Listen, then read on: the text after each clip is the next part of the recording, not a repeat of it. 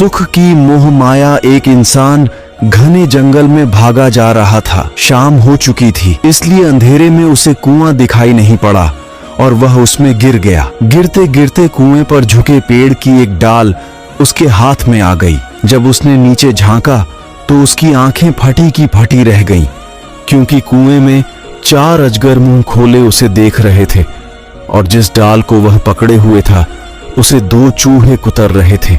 इतने में एक हाथी आया और पेड़ को जोर जोर से हिलाने लगा। आदमी घबरा गया और सोचने लगा कि हे भगवान, अब क्या होगा। उसी पेड़ पर मधुमक्खियों का छत्ता लगा था। हाथी के पेड़ को हिलाने से मधुमक्खियां उड़ने लगीं और शहद की बूंदें टपकने लगीं। एक बूंद उसके होठों पर आ गिरी। उसने प्यास से सूख रही जीभ को होठों पर फेरा तो शहद की उस बूंद में गजब की मिठास थी। कुछ पल बाद फिर शहद की एक और बूंद उसके मुंह में टपकी। अब वह इतना मगन हो गया कि अपनी मुश्किलों को भूल गया। तभी उस जंगल से शिवजी एवं मां पार्वती अपने वाहन से गुजरे। मां पार्वती ने उसकी दयनीय स्थिति को देखकर भगवान शिव से उसे बचाने का अनुरोध किया।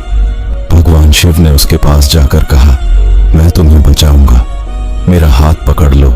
उस इंसान ने कहा कि एक बूंद शहद और चाट लूं, फिर चलता हूं। एक बूंद, फिर एक बूंद और हर एक बूंद के बाद अगली बूंद का इंतजार। आखिर थक हार कर शिवजी चले गए। अब आप अंदाजा लगा सकते हैं कि उस इंसान का क्या हाल हुआ होगा। वह आदमी जिस जंगल में जा रहा था वह जंगल है दुनिया और अंधेरा है अज्ञान। पेड़ की डाली है आयु, जिसे दिन रात रूपी चूहे कुतर रहे हैं। घमंड का मदमस्त हाथी पेड़ को उखाड़ने में लगा है। शहद की बूंदें सांसारिक सुख हैं, जिनके कारण मनुष्य खतरे को भी अनदेखा कर देता है और उन खतरों से निकलने वाले रास्तों की ओर से भी मुंह फेर लेता है। अतः सुख की मोह माया में फंसे व्यक्ति को परमात्मा भी नहीं बचा सकते। जब किसी व्यक्ति को सुख की लालसा लग जाती है तो उस जगह से निकलता नहीं है।